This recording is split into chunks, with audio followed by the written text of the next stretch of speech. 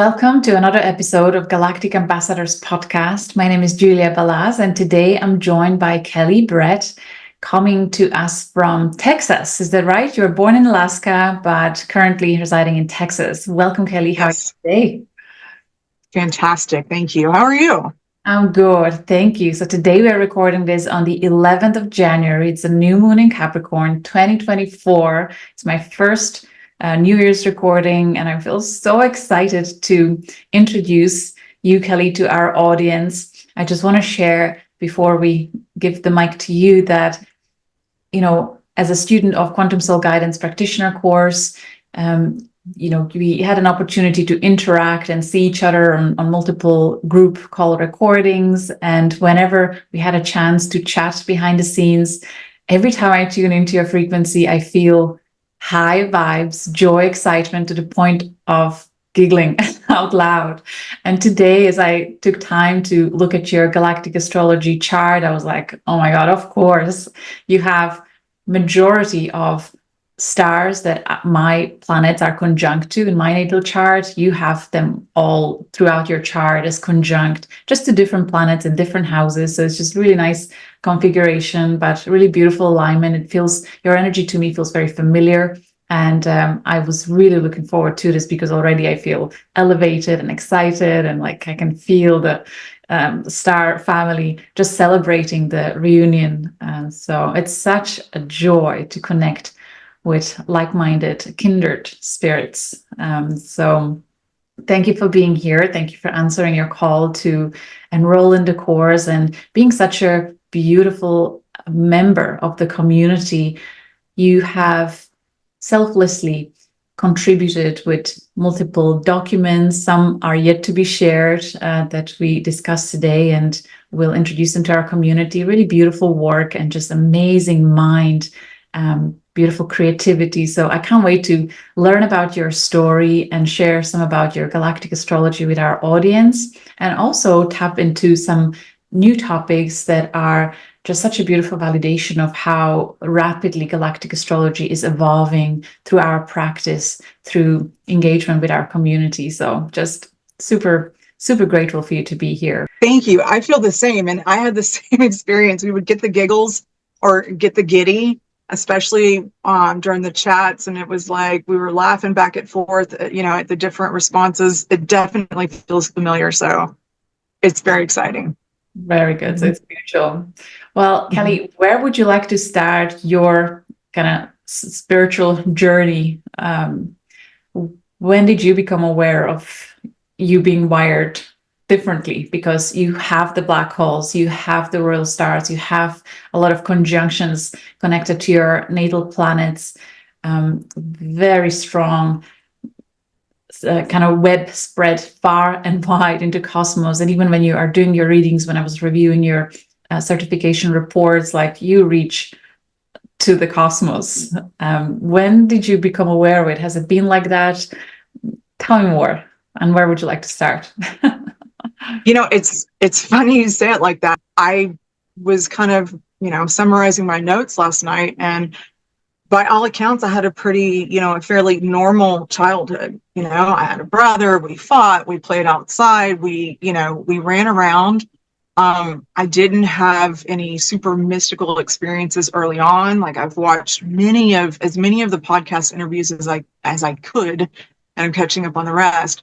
I didn't have out of body experiences when I was little. I've always had an active dream state. Like I can remember dreams from when I was very, very little.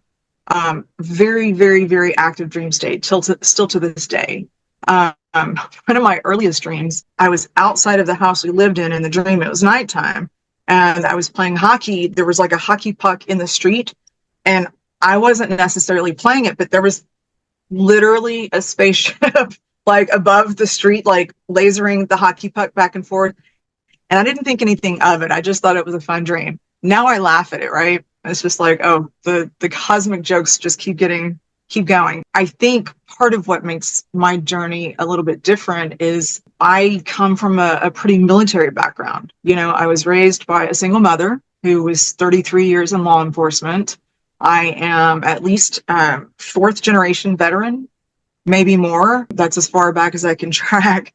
most of my aunts, uncles, my brother, my father, like grandparents were in the military. And so I didn't know that when I joined. I knew some of that, but I joined the Marine Corps right out of high school, literally graduated high school and turned 18 in one weekend. And 6 days later, I was in boot camp. I've heard you share about like leaving the hometown, you know, to grow and expand, explore higher consciousness. And so I remember, you know, not being really triggered by anything spiritual, but I just knew that I was bored with life and bored with the people, and I wanted something more. I didn't know what that looked like. So I left town 6 days after graduating, and, you know, 5 years around the world and back, and I had my daughter. And so my spiritual journey, my spiritual awakening really began around the year 2000. So I came home. I was a mechanic in the military, in the Marine Corps, and I came home and went to interior design. My life is definitely an expression of contrast. We'll get more into that in detail, but it's so funny. It's actually, I laugh at that now. Got out, got a degree in interior design, and did that for about a decade. I had my daughter when I came home, and then I got married and had my son. And so my spiritual journey, kind of my awakening, started between, and my daughter was born in 96. My son was born in 2002.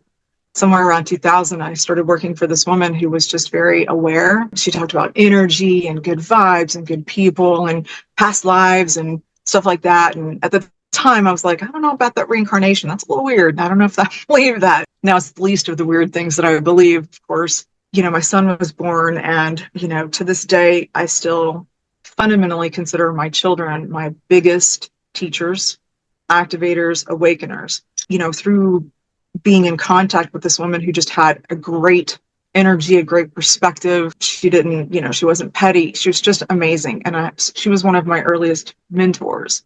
And I met another woman around that same time who was also a mentor. So I learned different aspects of energy from both of them. And then my second mentor taught me about language, which is part of my life paths, part of my soul's purpose. So that was interesting. You know, and during that time, for like the next decade, I bought dozens of books and devoured all the information that I could about light workers and energy and things like that. And so that's, you know, that's kind of where it started growing and expanding. I had some psychic readings. Again, I was like, I don't know where I stand on that, until I had my first one with the first woman's friend. Never met her before. Within 10 minutes, she had me crying. She was telling me stuff about myself I didn't tell anyone. And she knew stuff about my mom that my mom had never shared with me. And so I was like, what is this about? My intuitive gifts started growing and reading and practicing over the following years. So psychic readings, they helped give me clarity. There were only two psychics, two women who I found very intuitive, very accurate. And so the first one I saw for more of just like the psychic aspect, and the other one was more psychic, intuitive, and she did some past life regressions for me, many. In both ways, she just shared information about past lives, and then she regressed me several times, which I was at that point more open to, let's see where this goes. And I was able to relax into it and have my own memories. And, you know, I came out of the regression with, like, they were memories. They were absolute memories. I asked questions like, you know, where were my connections with my son, my connections with my daughter? And so that was super cool, very interesting. At one point, I had asked this woman, Molly, I said, okay, what's blocking my intuition? What's blocking my, you know, I'm feeling like this push and growth. And I said, can you tap into this? And so she didn't regress me, because I felt blocked as it was. So she tapped into this life where I was in Egypt. And that felt familiar to me. No, actually, I think she tried to regress me, and I couldn't go any further. I looked down, I saw sandals. I could tell that I had hairy legs, so I was a man, but I couldn't go past these walls. I could hear the streets. It was like paved roads, but I just couldn't see anything. So I knew I was stuck. And so she tapped in that life. And so she's looking at me, and she's like asking her guides. And so she's closing her eyes and she's watching, and then she goes, right. And she's, you know, she's still getting information, but she's like, she's making these faces, and I'm like, oh, that doesn't look good. That doesn't look good. Like, what is that about? So when she got done, I was like, well, what did you get? She goes, well, and she said, in the one life, you were a soothsayer for one of the lesser pharaohs. And I'm like, what the heck is a soothsayer? All right. And she said, it's basically a psychic back in the day. And I was like, all right, cool. Long story short, the pharaoh was it wasn't one of the big pharaohs. It was just, kind of like There are many. regular pharaoh. And I was in a relationship with one of the military. It was like that was very common back then, so a male-male relationship. And I had a lover. And so I would help guide and counsel this pharaoh on upcoming battles and things that were, like the battlefield. And so for many years, the intention behind that was more of like protection of the people, protection of their sovereignty. And it started changing to where the intent of this pharaoh got greedy, got a little more aggressive, and I felt out of alignment with that intention. So I was not willing to continue counseling this pharaoh. And so I made a plan to leave in the night and like disappear. And I shared this with my lover, who was in the military. Of course, that got back to whoever the commander was. And as I'm leaving the city or the area, wherever we were at, I was ambushed. And so I'm feeling already. So she said, as I was ambushed, I was stabbed in the third eye. And the instant she said that, I grabbed my throat and I started bawling for like 2 minutes, just uncontrollably. Like, I don't know where that came from. It was, I can still feel it in my body. And so once I stopped crying, I said, what the hell was that? Like, you said stabbed in my third eye. Why did I grab my throat? And she said, actually, you were stabbed in all of your chakras so that you couldn't, come back with your gifts and stuff like that. And I was like, wow, that's kind of intense. So I haven't had past life memories or readings where I was burned at the stake. But, I know many people have had various versions of that kind of repercussion. So, so there's that. It didn't slow me down. I found that very interesting. She encouraged me to talk to some of the archangels and how to kind of do the healing work and all of that. And so, over time, worked through some of that. That was probably one of the most intense ones. Somewhere around 2005, I found my way to a sweat lodge, right? I was feeling guided to shamanic practitioner, shamanic journeys. I wanted to, be clairvoyant and have these experiences. And so she said, yes, the guides, they're telling you follow that. Well, in looking for that in the early ages of the internet, or at least my early experience around that, I landed in a sweat lodge. And long story short, I ended up participating in like a ceremony lifestyle. And in around 2008, I landed with the current community that I'm at. I've been doing ceremony for almost 19 years now, I think. It's been a huge part of my life and my spiritual growth and awakening. It's, between my kids and ceremony, those are the two strongest components of my awakening and growth, continued growth. That's where the forgiveness prayer that I shared with you, that's where that came from, was the ceremony around 2015. So yeah, like in 2008, the decade of 2000, 2010, bought the books, found my obsession with crystals, which I thought would be my children's thing, because they were in that crystal rainbow child thing. But I touched a piece of moldavite and all of a sudden I'm like, $400 later, here's a bunch of crystals. It was just funny, So in 2009, I had my first vision quest and went out on the blanket, as we call it. And I went out with a simple question of like, what's my life purpose? What's my path? And because this was my chosen spiritual practice, I thought, well, I need to figure out if this is really my path. Let me ask the questions and see if I can, hear things and, connect with that. So I went in kind of a seclusion meditation, if you will, for 2 days. And at some point I ended up in a vision and kind of going down this water tunnel, going up the stairs. And then the stairs inside of this cave like opened up into this football-sized dome-shaped like cavern inside of this, I'm guessing a mountain or something. Before me at this table is the Council of Light, right? Who had shown it to me once before. And I was like, whoa, that I didn't expect that, And so I was just like, oh my God, I'm so excited to see you, and I, for a minute, had to get past the whole, I'm not worthy, it's the Council of Light, right? What do you say to that? That feels pretty amazing.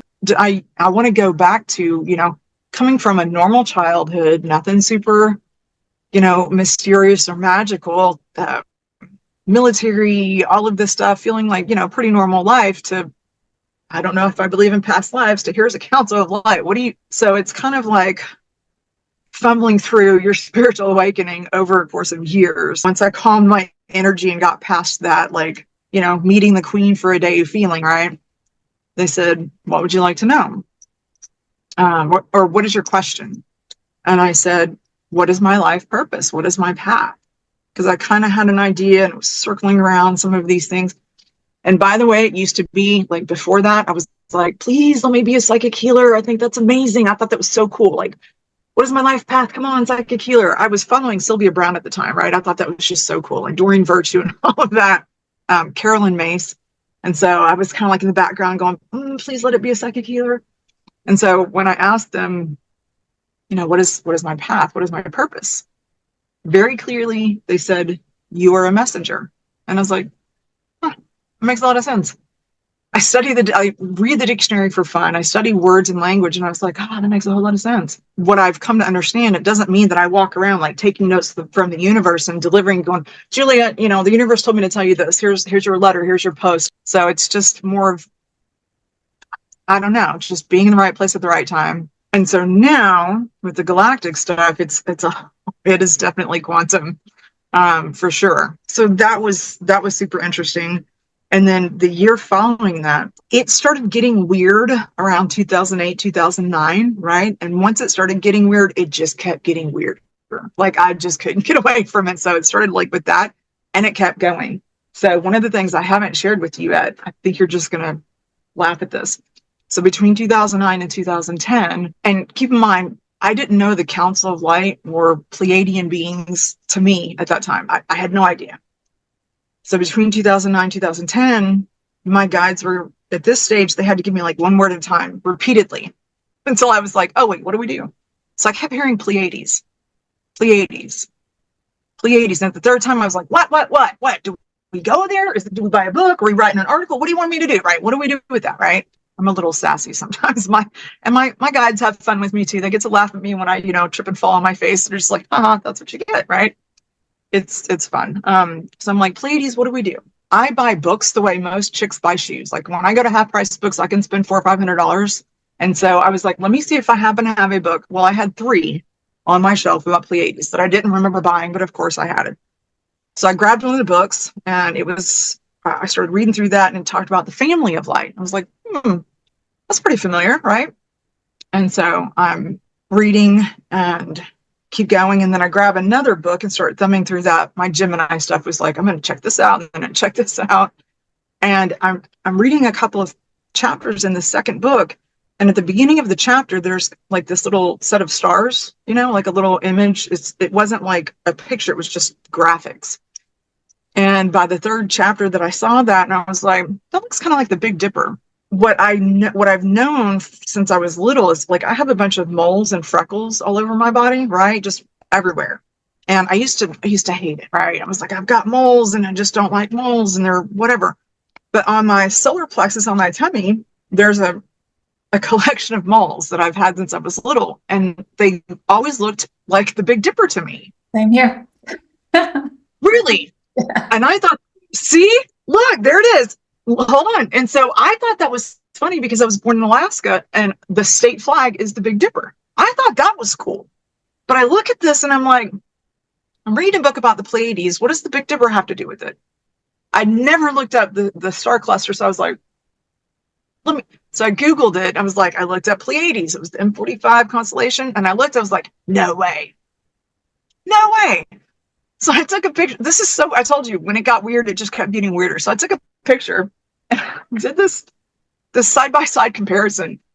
I'm not going to show you like all this stuff, right? But I looked and I was like, get the hell out of here. I ended up showing my spiritual teacher. I was like, it's a good question. What do you know about the Pleiades? And he said, well, the indigenous, a lot of the indigenous cultures believe that's where we come from. And I was like, really? He goes, yeah, why? I said, I want to show you something. Here on this side is there's like a set of dots. I'll tell you what those are later. And here's like, some pictures of the Pleiades constellation. I was like, I see kind of a correlation. There's some differences, like, like this Pleiades rotated and like the missing sister is missing. It's like, but do you see the correlation, or am I stretching it? He goes, I think it's pretty close. And he goes, why? And I told him, he goes, really? I was like, yeah. And I said, what does that mean? He goes, it's going to be an interesting year. I'm like, no, don't give me that like spiritual teacher answer. What does that mean? Like, so yeah. So you have that too, huh? Yeah. So you have Pleiades very tight conjunct your south node, right? And I have Pleiades conjunct my ascendant very tightly. And I did the same thing. I took a photo and compared.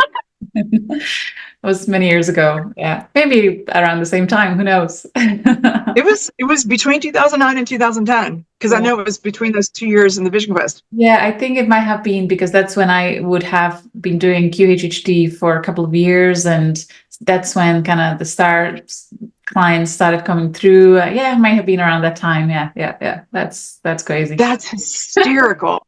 Oh my God. So what's funny is, like, over the years, as I've gotten more familiar with them and more consciously connected and talked to them, I finally asked them, I'm like, so what is this about? And they said, it's a cosmic tattoo. It's like an inside joke. I'm like, yeah. What's really funny is that I had the biggest, this is so weird talking about moles, but I had the biggest mole removed and it grew back. It was Alcyone. I'm like, I'm leaving it. It's just staying there. That's fine. So yeah. It just kept getting weirder and weirder. Well, thank you for sharing. So just with regards to the military connection, you have, there is a strong Antares connection in your lineage, right? Just recently you shared with me that you started looking at many generations back because our login users, the Quantum Soul Guidance Practitioner course, have a login version of the calculator, which is now going way back, I think 100 years, is it? Is it more? 1800. It's 200. It goes back to the 1800s now. So you were able to trace back how many generations? 6. Well, 6 consecutive generations, 5 back, and then both my kids and my niece. So 6 generations consecutive. And you refer to one particular alignment. Which one it is? So the majority, so it's the Antares Aldebaran Stargate portal. Most of my ancestors have conjunction to the Aldebaran. Me and my great-grandmother, this is all through my father's biological lineage. So me and my great-grandmother in that lineage both have conjunctions to Antares, which I found interesting. Super interesting. You ready for me to go into that? Yes, let's do that. I have conjunction to Antares too, and so I have Antares setting and Aldebaran rising. So they're really strong guides, guardians in my life. And I attract a lot of soul star family with the same alignment. So it's always such a joy to hear more. Oh yeah. I can tell the energy is kicking off because it's starting to glitch. So before I found the family connections, I started noticing that like most of my clients, at least 75% of my clients have Stargate portals. And I'm like, okay, that's probably a niche. So just for the viewers who are new, who want to know what do you mean Stargate portals? Will we explain that? So just I'll share my bit and then you can add yours. Just astrologically speaking, there are certain star systems that are, if you calculate their zodiacal position, they're precisely opposing each other. So in the case of 2 out of 4 royal stars, Antares Aldebaran, they share same alignment and opposing zodiac signs, and just by the minute difference between Gemini and Sagittarius. So it is believed that they tend to be used as kind of Stargate portal, where you enter through the ethereal space of the star Antares, which is massive in comparison to our sun that is just tiny. And obviously you have to be of certain density as a soul and highly evolved being in order to be able to travel to star gates. And then you can reappear on any other side of the universe, but often through Antares, we believe beings then appear in Aldebaran, which is another hub for intergalactic diplomatic connections. So, and it's something that has been kind of validated through many soul records readings, even spontaneously, even with people who didn't know about this connection. This kind of story keeps coming up. So it's through exposure to so many different stories, a lot of data, you start seeing patterns. So we're like, yeah, okay, there is really something to it. It's not just by chance of one person. We do our best to gather information where we can feel really like solid information, and it rings, it feels in a certain way. So there are others like that. We also have Sirius Vega connection through Capricorn Cancer, and there's Ophiuchus and Orion alignments. There's a few others. So you were focusing on Antares Aldebaran in your own lineage through your family.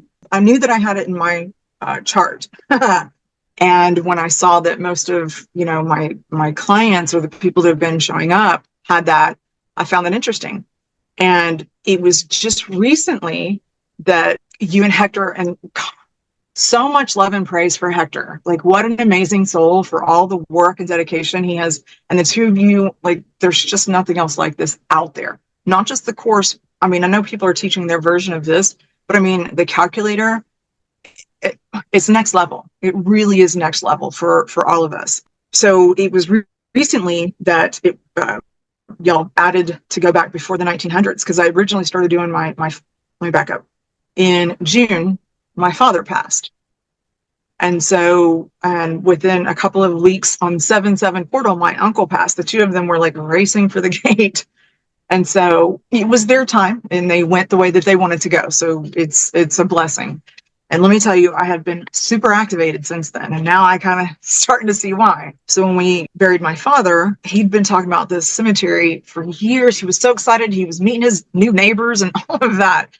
So when we went there, I didn't realize how much of our family history was there. So I took pictures of all of the Brett, headstones that I saw. And I was like, wow, this goes back to the 1850s, maybe a little bit before that.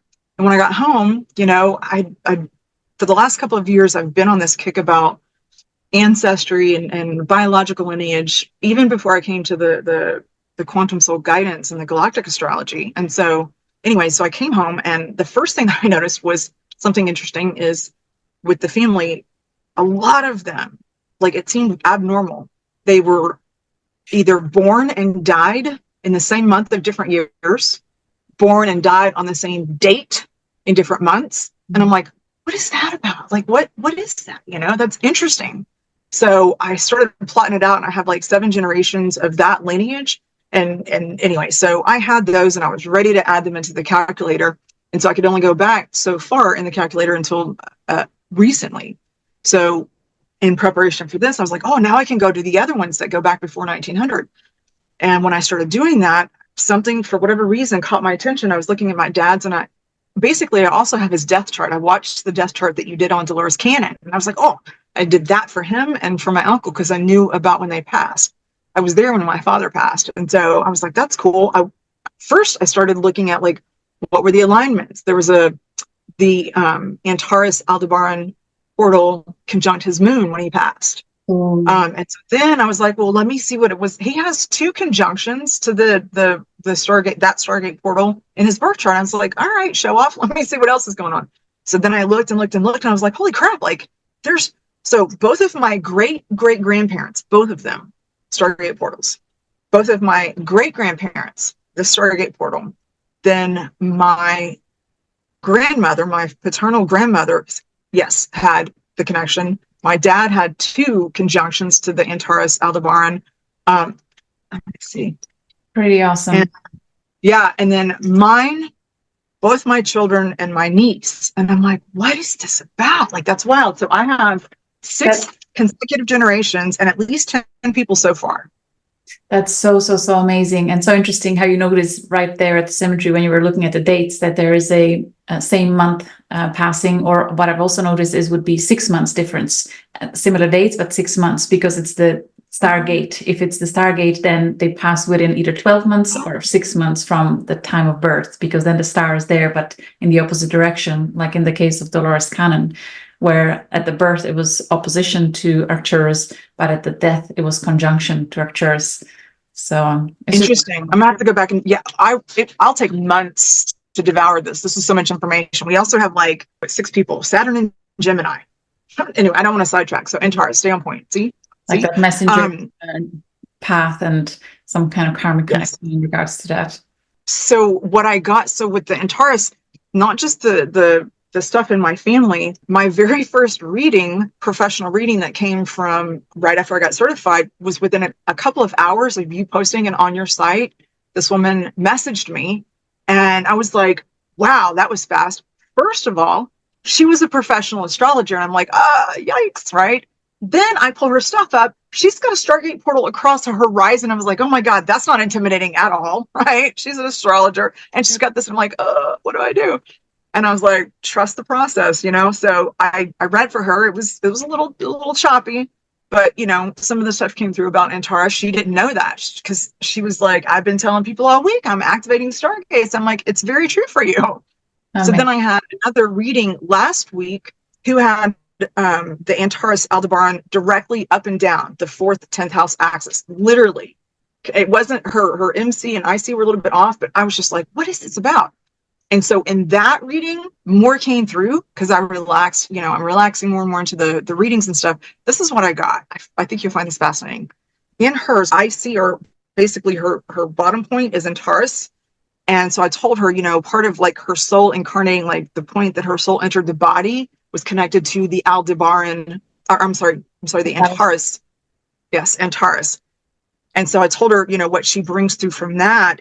It read almost like a south node access point for her, not her south node, but the way that it came through in her reading. Lineage to 3. Mm-hmm. Exactly. Mm-hmm. Yes. And so what I got was that she was a commander in, let me back up. What I also got with the Antares is that they are like a warrior culture. But when I say warrior, I'm talking like samurai. When I see them, I get this energy of like samurai. Super disciplined, very composed, completely calm, not aggressive. And so it's like next level samurai. And every time I tap into that energy more and more, it's like the ultimate, again, it's like samurai, but then some.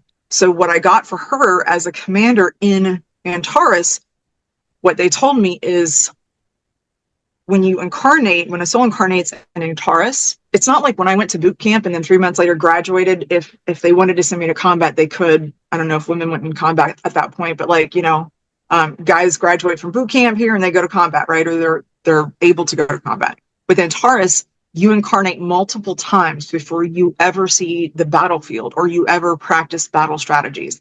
And what came through in that reading is that the first incarnation, you know, a samurai in training, as a warrior in training, and I usually it's the ultimate warrior. It's about controlling your emotions. So that first incarnation is just literally about learning how to control your emotions, right? The emotional triggers, the emotional responses. Then the second incarnation, and these are consecutive incarnations. The second one is about controlling your physiological response, so that their anatomy is different than ours, like humanoid, but they don't get the fight or flight, but they still have a physiological response to like, okay, it's time for battle or it's time for whatever. So there's a surge of energy, there's a surge of whatever the chemicals are in their system. And so the first incarnation is about controlling the emotional triggers and responses, you know, excitement, aggression, fear, whatever. The second is learning to control the body's physiological responses, right? And so when you have that, like for us, when we get that shot of adrenaline, it's like, we'll be like, all right, let's go, you know, exciting or scared, whatever it is. And so that adrenaline dump. So then the third incarnation, consecutive incarnation, they train to feel the environment, to feel into the environment, and to feel like as an extension of the environment. So they really become heightened aware of the environment, their surroundings, so they can perceive the energy in multiple directions, far out for themselves, right? And also each other. And so like the training, and there may be other things, but then the fourth incarnation, consecutive, and this was so cool. It was, they train to control the mind, okay? And so what I got was they are shown how to slow the brain to such a degree that they can basically pull up multiple timelines. Whatever the situation is occurring, they can pull up multiple timelines of that situation and see all the different outcomes. Okay. It's almost like the Matrix where you stop time, you're like this and this and this. But they're not really stopping time. They're slowing their brain so that they can pull up and perceive all possible outcomes. And the training that they have is like fight is the last response. And that's definitely part of that warrior energy. Fight is the last response. They train to fight so they don't have to. They train for extreme self-discipline so that they don't get into a fight. They are not aggressive. And so when they pull up all these timelines, their code or the way that they operate is they look for the one that has the highest outcome and least harm to others. And that's the one that they go for.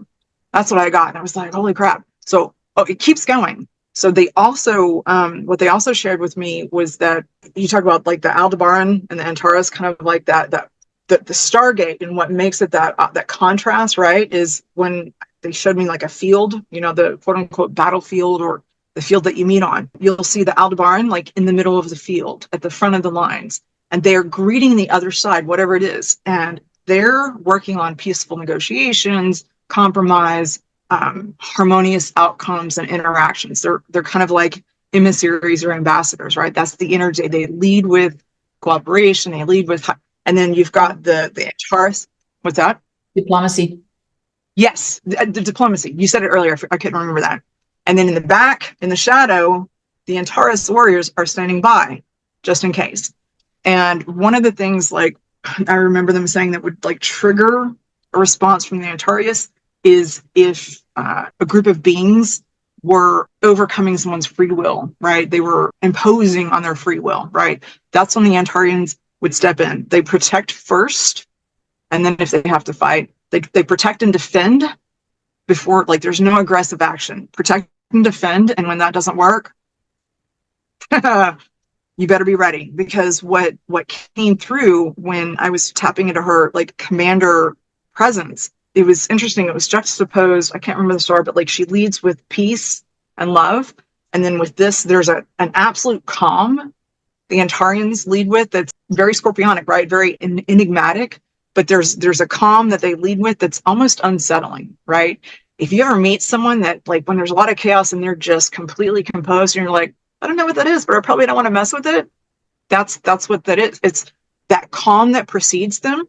It's kind of like if you walk into the forest and then all of a sudden the animals stop making noise. You're like, what's going on? What's happening? It's kind of like that eerie, not because they're evil or scary. It's just that level of calm should give you some insight about, I don't want to pick a fight with a samurai, you know?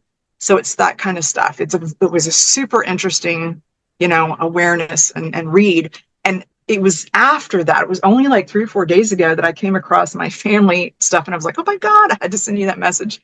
I was so excited. I was like, dude, check this out. And then having all this information, I was like, wow. Absolutely brilliant. Absolutely brilliant. I want to applaud you. That's cool. That rings true. It makes total sense. Absolutely brilliant.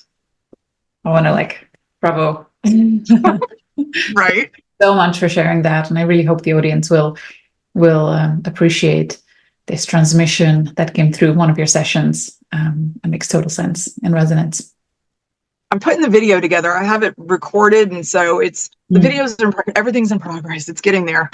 So I know you understand. Yes. Well, Kellie, so let us maybe share your website. Would that be okay? Or was there anything else from your journey that you wanted to share? Or does the website feel right? Yeah, I mean, I have random stuff. I got Akashic Records certified, Reiki certified, things like that. But yes, all the stuff leading up is not nearly as exciting as what's going on now. You know what I mean?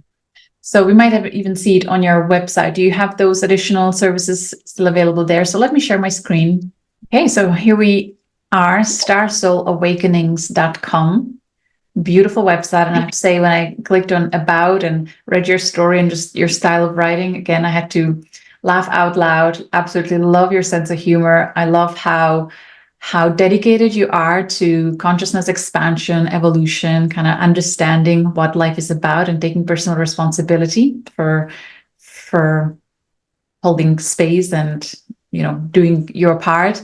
but at the same time, you know how to laugh at our silly human nature sometimes, how to make fun of yourself, how to not take it too seriously or yourself too seriously. I love and adore that. So here we have your main page. Can you tell us a little bit about your kind of ethos or the inspiration to some of your work? It's hard enough for me to put like everything that I am and do and work into like 3 minutes, much less 3 words. So to the best of my ability, I'm still working on trying to integrate this. There's just so much. Like I said, the life of contrast. I was born in Alaska. I grew up in Texas. You know, I was a mechanic in the military, turned into an artist. There's a lot of contrast. And so trying to put it in a way, I remember something you said, and I've taken several of your pieces of advice from the support calls about adding a booking section so that clients can have that experience or get that booking, and adding like information about galactic astrology, making it more, you know, user friendly and stuff like that. And so as far as the ethos, it's trying to get like my personality, the depth of my experience. I know you made a very important point about if someone's coming just looking for galactic astrology and we have all these other things that can feel confused, or they might be like, well, you're not really focused on that. You're doing all these other things. And for some people that might be true. For me, if it's on my website, it's because I have extensively practiced, participated, utilized it, put it to the test. The Galactic Astrology is the Galactic Quantum Soul Guidance is the newest aspect. It's combining all the other stuff that I've done previously in a new and more expanded way.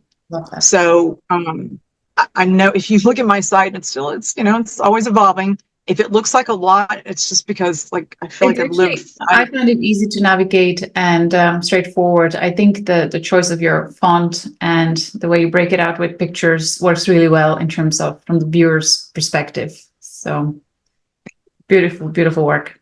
So you have Galactic Astrology. There is Reiki. Galactic Astrology. Basically, something that has come through in the sessions. I've created something I call it the Star Path session. It combines astrology and life coaching because it's basically what my readings, I can't get them down under 3 hours. I just can't. Like even when I've cut out an hour of explanation, there's still 3 hours. There's so much to cover. And it's really, so it starts with a reading and it ends with a strategy. That's the best of both. I love that. And the Antarian gift has to come through with the strategy, goal setting, and just vision, and then taking actionable steps. Yes, and it's making all of that multidimensional, all of that quantum, all of that vague abstract stuff practical. For someone who has spent, most of my life, like I have no earth in my chart. I have no fixed signs in my chart. I'm all air and fire and a little bit of water and like cardinal immutable. So what's interesting is like, I'm really driven in recent years to bring things into more practical, applicable ways, because like ascension is not the exit point. It's a checkpoint, right? And so a lot of people I think who are struggling, and I get it. It's hard to want to be here. So this helps people like understand their sacredness, what makes them sacred. And like, let's bring this into your everyday so that you enjoy the life that you have, you just so much. And language is something that has been with me for a couple of decades. I created an oracle deck called the Soul Truth Cards like a decade ago, and I'm in the process of revising them. So that's exciting. But yeah, the art, I haven't created like the cell stuff yet. Like, what was it? Tiffany, she's got all of those cool things for sale. I'm in the pipeline at some point, but like light codes have been coming through for a couple of years. I'm trying to keep up with that. It's like assembling IKEA furniture. It's like you get some pictures, you get an Allen wrench and say, here, put it together and figure it out. So it's a lot. Astrologically speaking, translating your experience, we have Sun in Gemini here in the 8th house. Multi-passionate entrepreneur, I call it. You cannot not work on multiple projects at the same time. The 8th house, it's all about metaphysics, esoterics, astrology, looking at the genealogy as well, the hidden South Node in Gemini, also in the 8th house, conjunct Pleiades. We have Moon in Sagittarius in 3rd house. So there's a very strong theme of that. So, and your Moon is conjunct Galactic Center in Sagittarius. So such a great conductor for your natural ability to tap into the Akashic records, to bring information from the quantum field. I thought it's so, so good that you're in this profession now. And in terms of how kind of crazy your life seems to be, how many changes there are, I believe that has to do with Uranus in your first house in Libra. Anyone I ever met who has Uranus in first house, they always have like unbelievable leaps and major changes in their life, and feels like they had multiple lifetimes in one life. So your Uranus is actually conjunct Buddhist constellation star Isar, which I am not surprised of hearing of lifetimes in ancient Egypt and going way back to that lineage. Also conjunct Shapley Attractor. But you know, that kind of era of the Old Testament and the Abrahamic lineages and stories from ancient Mesopotamia and all that, like it's right there. Yet again, a beautiful validation through past life regressions that there's something to it. And then you've mentioned your Pleiadian connection, so that's conjunct your south node. All three outer planets conjunct the cosmic points, and then my moon. Like I have all four of them. It's like, oh my God, I can't sleep. Really powerful. And what a blessing for you to have childhood and kind of first half of your life in a earthly reality where you can really fully integrate into human experience, really experientially understand what it is like to have that perhaps limited perspective of just everyday life experiences, and how wonderful that through transits you have, you know, in your own time, exactly when it was meant to be, you became activated and your consciousness expanded. So it works like that with all of us. I've met so many people that went through that, from farmer to someone who is very aware and who is working with his cattle consciously, spiritually, to make sure that they suffer less, for example. You know, there's so many different Yeah, that's amazing. to work. Okay, well, do you have any tips for Gemini students? Because we attract a lot of Gemini Sagittarius students into this work. There's just such, you know, passion when you have strong Gemini Sagittarius alignment in your chart. What is your way of actually then manifesting things that are coming through? Because you get excited about so many different ideas. How do you process that and bring it into physical reality when you want to create? Because obviously you must have perhaps the Antarian strategist, that there's something in you that knows how to put the pen and paper down and actually get things done clearly through your website and other things that you've achieved already. So do you have any tips on how to navigate strong Gemini Sagittarius? I started years ago trying to be more grounded and, you know, finish what I start. I've been practicing, and it's literally one step at a time. And this started probably a decade ago, getting my son moved and stuff like that. And I was like, I'm going to have to take this one situation a step at a time, which is painfully slow and like just for me. But I was committed to the outcome, and it's like, I'm willing to do it. I don't care how annoying it is. I'm going to do it. And that was like a great practice to build, you know. So when I work with people about beliefs and stuff, and it's like, I have enough evidence in my experience and my belief system that I'm scattered and I'm all these other things. I had to create new evidence for myself that I am disciplined, that I can finish what I start. It was slow, and, you know, anything. Oh, I loved in the course, the first thing I read, one of the first things I read was, I think it was the bulletin board, where you're like, watch this intro, you know, for Pleiadian starseeds, you can put it like 2 times fast forward. For Seerians, like not so much. I laughed so hard. I was like, I didn't know that's a real thing. Now I don't watch any videos on regular speed. So a conscious decision to ground yourself, becoming aware how important it is, that it's non-negotiable. Yes. Grounding, and then in that space of calming the excited Gemini to then realize, okay, what exactly is most important, aligned with the values, and then committing to taking actionable steps. What I would say on that really is, like, again, telling a Gemini to pick your favorite thing or to pick the most important thing. It's like, they're all important. What do you mean? It's like, you know, telling me to get rid of one of my 7 shows. I can't, you know. What I would say, because I'm also Libra rising, so that creative indecision, oh my gosh, Like I get in my own way. I would say pick something that has nothing to do with what you want to do and do that one step at a time. You know, build your evidence on something that's, you know, less challenging, you know, whether it's like cleaning your room, you know, organizing a show, whatever it is, like pick something that's mundane, and do that intentionally and like basically set something up. If it's like, I'm going to walk and make it ridiculously small, make these, cause I basically with law of attraction and atomic habits, I started combining those over the years. Beautiful. Literally one thing at a time. And so give yourself something every day where it's so ridiculous. Like if you just wake up, you're going to have to do it. Like I will walk outside I'll walk to the mailbox and back. That's walking. It counts. So set a super small, seemingly small goal for yourself every day that has nothing to do with, you know, creative decisions or bigger projects, and build the evidence of I can do this. I can do what I say I'm going to do. I can finish what I start. Don't do it like, okay, I'm going to do it 30 minutes a day. Like if you want to, that's your goal, say, okay, I'm going to commit to 5 minutes. I'm going to commit to, you know, cleaning 2 drawers a week, whatever it is. And then you can add to that, but do the thing that you committed to where like, no matter what, if I'm doing it while I brush my teeth, I can still get it done. Like start doing that.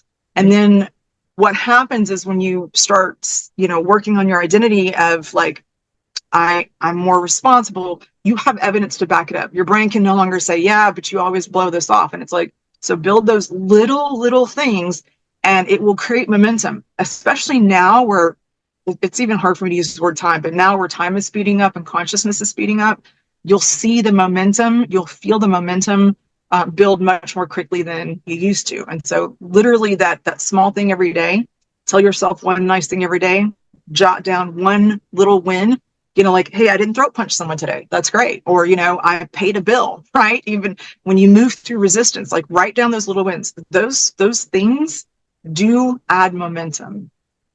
And it works with like the reticular activator in your brain. It works with law of attraction, all of that stuff. That would be my advice.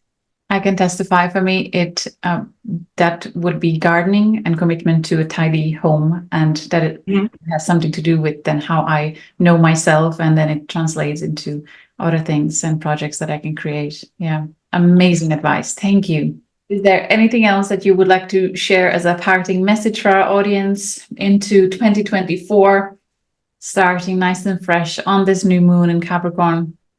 Before that, actually, you have Pluto in Libra, so do I. So we are leaving Pluto square Pluto transit, which was really challenging. And now we're heading into Pluto trine Pluto, which feels much, much lighter. So it does. Any message that you would like to share in parting? Pluto's in my 12th house and it's conjunct. Like one of the things that when I was looking at the questions I knew you would ask, it's like the parting message, the message that came through that like I feel many people are getting who are doing this collective work, and many people need to hear. So I have connections to all 4 galactic points, which doesn't make me special. It just makes me tired. Like it just makes me tired. That's it. I have a little blog post, one of my 3, about the difference between special versus sacred. That's a message that wants to come through. And it's something I've heard you echo in the course, which I love. It's the spiritual integrity of the work that you're building upon. It's exciting, you know, to know our star families and our starseed connections and stuff like that. And I've watched over the years, like I started this stuff like in the early 2000s, and I look at how the buzzwords change, you know, like early on it was light workers, then it was indigo, crystal, and rainbow children, star seeds, and you know, now it's Blu-rays. And so it's evolving. And so I would say follow your excitement and curiosity, but beware of the traps, okay, of special, right? And what I mean by that, and where I'm going, and what they really want us to know, the message they want to share is when we're asking, and this is normal, it's not a judgment. Don't judge yourself for saying like, well, how am I unique and special, right? That's a normal question. Shift that to, instead of like, what makes me special, shift it to what makes me sacred. And you'll see the difference. Because if you look at the word, again, words, special, when I ask like what makes me special, it's a word that separates. It's what makes me different from others. When you say what makes me sacred, it unifies. It's like I am sacred in my own way. I have a unique vibration and expression. You are sacred. And so when we look at the sacredness in everyone, it doesn't separate, it doesn't diminish or elevate. And so shifting that, like, pursue what you're interested in, pursue all of your starseed, galactic heritage, and just know that, like, there's a difference in our human, like the consciousness growing, right? Between special versus sacred. That's one. And then the other message they want to say, like, language is the next evolutionary leap. I'm not going to even tangent on that. I wrote a whole paragraph, but we'll just skip that. Language is the next elevation. We don't have to, like, create a new language, but as we clarify the meaning for ourselves, it clarifies and purifies our vibration and, like, what we're putting forward. Because at some point we're moving towards telepathy, collective telepathy. And so I know that I want to be more clear, less judgmental, more in alignment and in integrity by the time we get there. So that, when we're interacting, you don't get this, like, ugh, and avoid me. You know what I'm saying? So those are some of the things that they wanted to share. Absolutely beautiful. I celebrate you in my heart. Thank you so much for being here with us. And I look forward to staying connected and seeing what other gems will come through you. Thank you, Kellie, and best wishes for an amazing path as Quantum Soul Guidance Practitioner. Thank you. Well, cheerio. Bye.